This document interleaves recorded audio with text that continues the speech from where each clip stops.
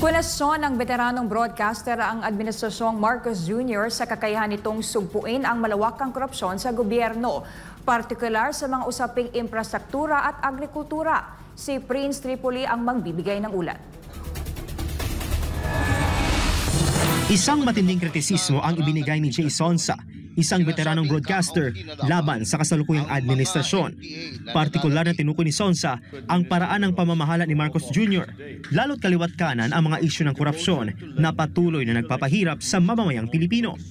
Anya, isang malinaw na halimbawa ng mga depekto at pagkukulang sa pamamahala ay ang pagbagsak ng Santa Maria Bridge sa Isabela, isang insidente na hindi lamang ipinakita ang mga problemang teknikal, kundi ang mga seryosong isyu ng katiwalian sa proyekto.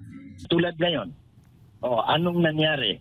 Lumabas ang katotohanan na korupsyon ang dahilan kung bakit bumagsak yung Kabagan Santa Maria Bridge.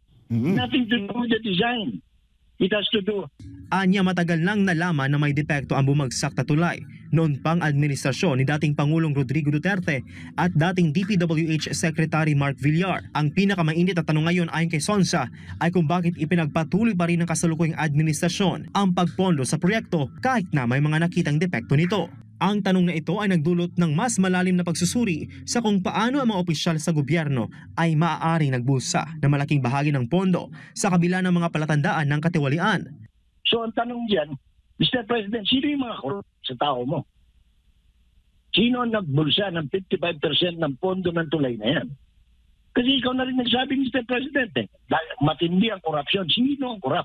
Bukod sa isyu ng infrastruktura, binigyang diin ni Sonsa ang mga patuloy na hamon na kinakaharap ng sektor ng agrikultura na isa sa mga pinakaapektadong industriya ng hindi epektibong pamamahala. Isa sa mga naging halimbawa ng maling pamamahala sa agrikultura ay ang hindi maawat na pagtaas ng presyo ng mga pangunahing bilihin tulad ng sibuyas na umabot ng 700 piso kada kilo noong nakaraang taon.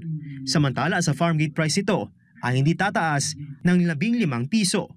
Ang korupsyon hindi lang naman pagbubulsa ng pera, Jason, Almar, no? Ang korupsyon kasama na dyan yung hindi ka gumalaw ng tama. Isa pang kritikal na issue na ibinunyag ni Sonsa ay ang hindi kompletong aksyon ng Department of Agriculture.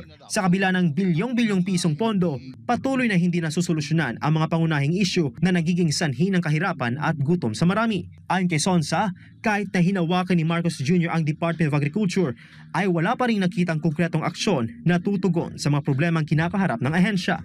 Sa kabila ng mga pondo at mga programang inilaan, ang kakulangan ng tamang pamamahala ay nagdudulot ng paglala ng mga problema.